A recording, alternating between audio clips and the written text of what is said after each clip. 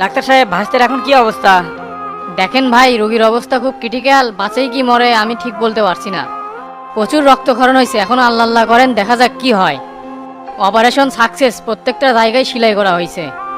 Doctor সাহেব, আমার ভাস্তে কি বাঁচবে? পেটে যে ছুরিটা মারা হয়েছে ওইটা খুব ডিপ হয়েছে, বাচ্চা মরাটা আল্লাহর হাতে, আমি কিছু বলতে পারছি না। জ্ঞান ফিরলে অনেক কিছু বোঝা যাবে, তবে আপনারা চিন্তা করেন না, দেখা যাক কি হয়। টাকা পয়সা যা লাগে সব আমি দিচ্ছি, চিকিৎসার দান কোনো কমতি থাকে না। ফটিকের এই কষ্ট আমি কোনোভাবেই তো মেনে নিবার পারতেছি না। আমরা সর্বোচ্চ চেষ্টা করে যাচ্ছি, আমাদের চেষ্টার কোনো ত্রুটি থাকবে না। আচ্ছা, আমি কি ওকে একবার এক নজর দেখতে পারি? ও খুব দেখবার মন যাচ্ছে। সরি, এখন রোগীর সাথে দেখা করা যাবে না, জ্ঞান ফিরলে তারপরে দেখা যাবে। আমার হাতে একটু কাজ আছে ভাই, আপনার সাথে পরে কথা বলি, আপনি এখন একটু যান। আচ্ছা, যাচ্ছি।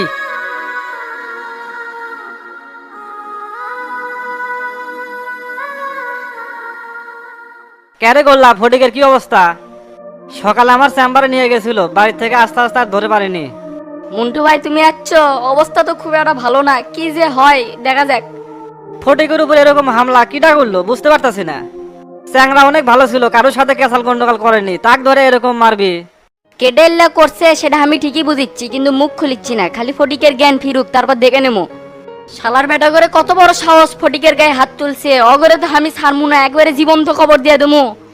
এই পোজ মাস্টার গোল্লা রাগ সম্পর্কে ধারণা নাই, একবার যদি খালি খেপে যায় একেবারে অগরে ধ্বংস করে এলে দেবো। নেবে, এত রাগ করিস না, বিচার সালিশের মাধ্যমে একটা সমাধান হবে নি। ধুর মিয়া, কিসের সালিশ? ম্যারের বদলে ম্যার, ওলে সালিশ মালিশ আমরা শুধি না। তারা যেরকম অ্যাটাক করছে অগেরও সেরকম অ্যাটাক হবে, হিসাবে একদম ক্লিয়ার। এই অত্র এলাকার সব বিচার আমরা করি, আর হামা করে বিচার কারা করবি? এ ভাই, এটা হাসপাতাল, এত চিল্লা চিল্লি করছেন কিসের জন্য?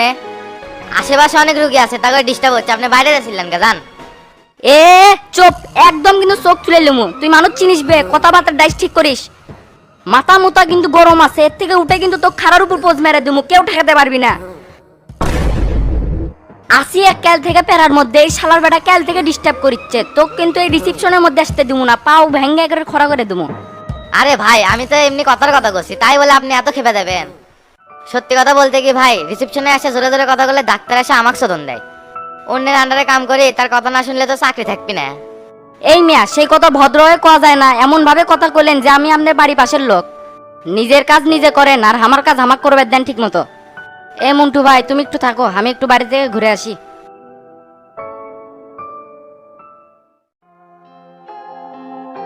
চাচা, ফটিকের কি অবস্থা? শুনলাম কেটে বলে ওকে মেরে রাস্তায় ফেলে দিয়ে চলে গেছে। হ বাবা, সেই মারা মারছে, কি যে হয়, বাঁচি কি নাই বাঁচে।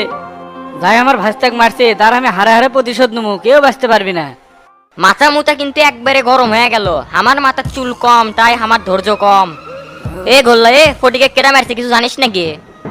না ভাই, আমি তো কিছু জানি না, রাতে বেলা তো একই সাথে আড্ডা দিলাম, তারপর আমি চলে আসার পর কি হচ্ছে তা তো ঠিক মতো জানি না।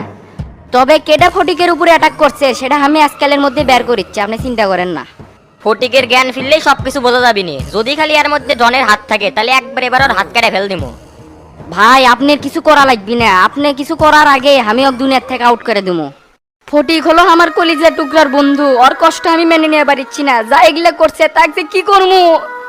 ভাই ওর খালি জ্ঞানটা ফিরুক, আমি খালি চুপ করে বসে আছি ওর মুখ থেকে একটা কথা শোনার জন্য যে কেটে মারছে। তে চাচা, ডাক্তার কি করছে? আর কতক্ষণ সময় লাগবে জ্ঞান ফিরতে? জ্ঞান ফিরতে যে কতক্ষণ লাগবে ডাক্তারও তো কবের পারতেছে না।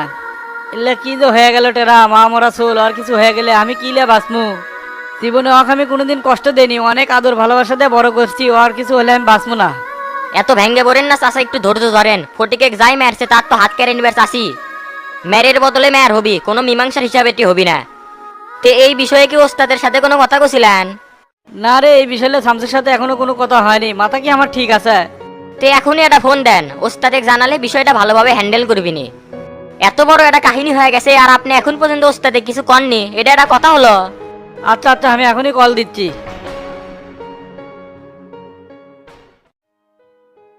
আচ্ছা ওসি সাহেব, বলেন আমি আপনাকে কিভাবে হেল্প করতে পারি? আমি আপনাকে যেগুলো বলবো সেগুলো সঠিক ইনফরমেশন আপনি দিবেন। আচ্ছা বলেন তো, রুগীকে কোথায় কোথায় মারা হয়েছে? পেটে আর পাছায় 3টা স্টেপ করা হয়েছে, আর মাথা ফেটে দিয়েছে। পেটে যে চাকুটা মারছে ওইটা অনেক ডিপ হয়ে গেছে, যার কারণে প্রচুর রক্তক্ষরণ হয়েছে। রোগীর অবস্থা অনেক আশঙ্কাজনক, বাঁচবে কি মরবে ওটা আমরা বলতে পারছি না। আর হাত আর পায়ে অনেক জখম আছে, ওইগুলো এক্সরে না করা পর্যন্ত বোঝা যাবে না। তবে আঘাত অনুযায়ী বোঝা যায় বেশি লোক মারে নাই, 2-3 জন ধরে মারছে। বিষয়টাও অনেক ক্রিটিক্যাল, সভাপতির ভাইস্তাকে মারছে, এই বিষয়টাও আমার তো ভালোভাবে দেখতে হবে। শোনেন ডাক্তার সাহেব, সময় অসময়ে আপনাকে একটু ডিস্টার্ব করতে আসবো, আপনি কোনো কিছু মনে করেন না। বোঝেনি তো কে মারলো তার সঠিক ইনফরমেশন এখনো পাচ্ছি না, সেই জন্য আপনার সাথে এত কথা বলা। আপনার কাছে একটাই রিকোয়েস্ট, মেডিকেল রিপোর্ট জানি সঠিকভাবে করা হয়। অবশ্যই ওসি সাহেব, যেটা অরিজিনাল সেটাই হবে।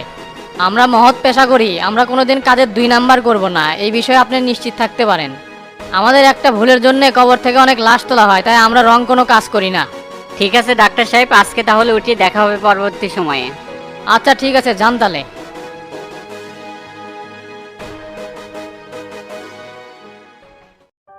আসসালামু আলাইকুম, আমি কাশেম টিভির পক্ষ থেকে শাকিল বলতেছি। আপনি হলেন জাতীয় পার্টির সভাপতি, আপনার ভাস্তার উপরে কে এবং কারা হামলা করছে যদি একটু বলতেন। কে অ্যাটাক করছে এটা আসলে আমাকে অজানা, রুগীর জ্ঞান ফিরলে আমরা বুঝতে পারবো কে অ্যাটাক করছে।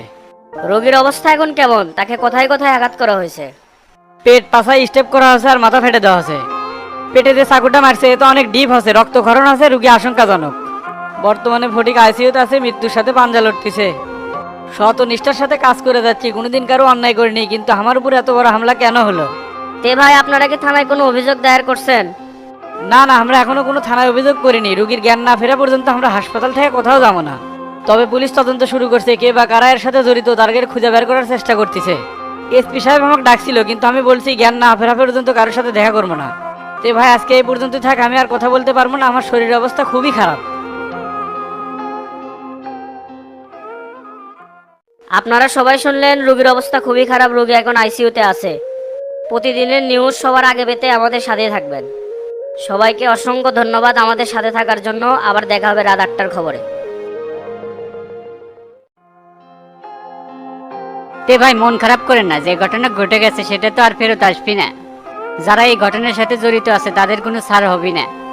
দেখেন ওসি সাহেব, ভাস্তার জ্ঞান না ফেরা পর্যন্ত আমি কি করবো কিছুই বলতে পারতেছি না। এইরকম একটা ঘটনা আমার সাথে ঘটে যাবে এটা কল্পনার বাইরে ছিল। নিশ্চয় এটা পরিকল্পিত আক্রমণ, এর সঠিক বিচার আমি করবই। ইনশাল্লাহ সবই হবে, আপনি রাত্রে থানায় আসেন। না না না, আমি থানায় যাব না, ফটিকের সাথে কথা বলবো, তারপর এখান থেকে উঠবো। ওর মুখে শুনবো আগে কে মারছে, তার উপর অ্যাকশন হবে, তারপর থানায় যাবো। মাথা গরম করেন না ভাই, প্রশাসন তো আছে, আমরাই এর শাস্তি দিব। কেমনে মাথা ঠিক রাখি? বাপ মা মারা সোল, এক আমি ছোট থেকে মানুষ করতেছি, আমি কি আর মাথা ঠিক রাখতে পারি? আর কিছু হলে ওসি সাহেব আমি আর বাঁচবো না। কি আর বলবো বলেন, সান্ত্বনা দেওয়ার মতন আমার আর কিছুই নাই। তে ভাই ধৈর্য ধরেন, পরে আমি আপনার সাথে দেখা করতেছি, তাহলে আমি এখন গেলাম। আচ্ছা ভাই, যান।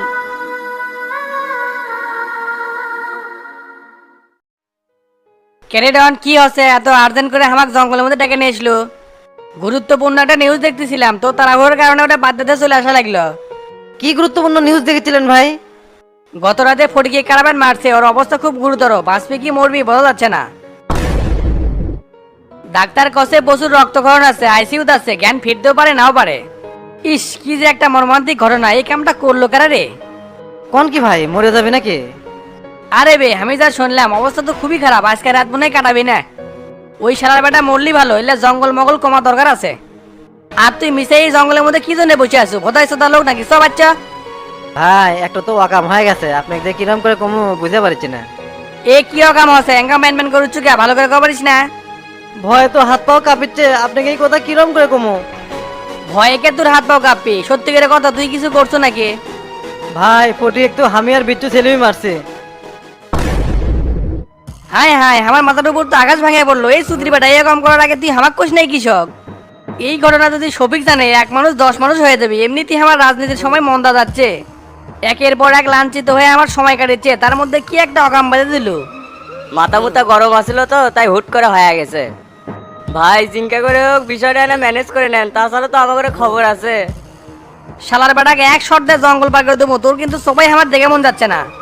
সারাদিন গাঞ্জা মাঞ্জা খাস, মাথা ঠিক রেখে পাস না তো? কষি না, যে কোনো কাম করার আগে হামাক কবো। ভাই গত বর্ষ কথা নেই বার্তা নেই, আমাকে হুট করে সেই চরাঞ্চর আছে, ওই আমাকে মারবি আর আমি হাত গোটে বসে থাকবো, সেই জন্যই অ্যাটাকটা নিছি। এটা গেলা আছে কে রে? তোক যে মারছে তুই কি আমাক কষিল? তাহলে তুই শক্ত বিচার করে দেই। তোক মারছে চর, তুই ওকে বাদাম দে মারলো না, তুই চাকু মারলো কে? তুই কি ওকে মারে ফেলতে চাচ্ছিল? মারতে মারতে না বেশি হয়ে গেছে ভাই, কি করবো কন, মাথা তো আর ঠিক আছিল না। ঠিক আছিল না? এবার জেল খাটার জন্য তৈরি হ, শোধন কাক কই বুঝে পারবো নি। জেল খাটার মোটা ভাত খাবো তো, এই জন্য তো করে ভালো সহ্য হচ্ছিল না। আপনার থাকতে আমার কোনো ভয় আছে ভাই? গেল আপনি যতই পারেন সেভ আমাকে ঠিকই করবেন, সেটা আমি ভালো করেই জানি। উল্লে তেলবাজি কথা বাদ দেবে, মন মেজাজ কিন্তু হট হয়ে আছে, মনে হচ্ছে লাইটটা একবার ডেভেল দিই। শালারা কি একটা কাম করছে, এখন আমার সিএনএ টাকাটা নিয়ে উঠে যাবে। ওই যে জেলার সভাপতি, সে কি তোর হোশ আছে? ভাই মাথা মতো আমার ঠিক আছিল, মাথা গরমে এই কামটা হয়ে গেছে। যেরকম করে হোক বিষয়টা আপনি টিকেল দেন। রাজনীতি অত সহজ জিনিস না বে, মাথা গরম করে কাম করলো তুই, দোষ হবে এখন আমার। পার্টির সভাপতির ভাইস্তাক মারছু, কেন্দ্রের লিডারের কাছে যে তকবির করবো সেই মুখও আমার নাই। কি করবেন আর কোন, ওই শালা ফটিকের বাচ্চাও তো ভালো না, একটা ওয়াকাম হয়ে গেছে। আর একের পর এক ওই আমার উপর অ্যাটাক নিছে, তারও কোনো বিচার হয় নাই। সেলিমেক যখন মারে ওই আমার কথা কোসে এরও শুনে বলে আরো বেশি মারছে, তাই আজকে ভাগে পাশেই দিয়ে দিছে। কিছুদিন আগে গোল্লার ফটিক ধরে হামাক মারলো, আপনার কাছে বিচার দিলাম, আপনি বললেন যে ধৈর্য ধর বিচার করে দমুনি, তা করলেন না তো। আপনি খালি থানাটা কন্ট্রোল করেন যাতে মামলাটা না নেয়, তারপর যা হয় দেখা যাবে না। সেটা আমি দেখিচ্ছি, দলীয় কেসেল হচ্ছে এটা দল থেকেই সমাধান করা লাগবে। যেহেতু বিষয়টা গরম গরম, পুলিশি ঝামেলা হতে পারে, তুই কয়েকটা দিন গা ঢাকাতে থাক। দুইজনের মোবাইলই বন্ধ কর, যে কোনো মুহূর্তে ট্যাগ করলে তোরা কিন্তু ধরা পড়ে দেবো। শহরে যায় নতুন সিম আর ফোন কিনে আমাকে ফোন দিব, আমি বিকাশে টাকা পাঠিয়ে দেবো নি। দেরি না করে তাড়াতাড়ি এলাকা ছাড়, যা। আচ্ছা ভাই, আমি আর সেলিম তাহলে গেলাম। এ সেলিম, বাড়া। আচ্ছা ভাই, আচ্ছা চলেন।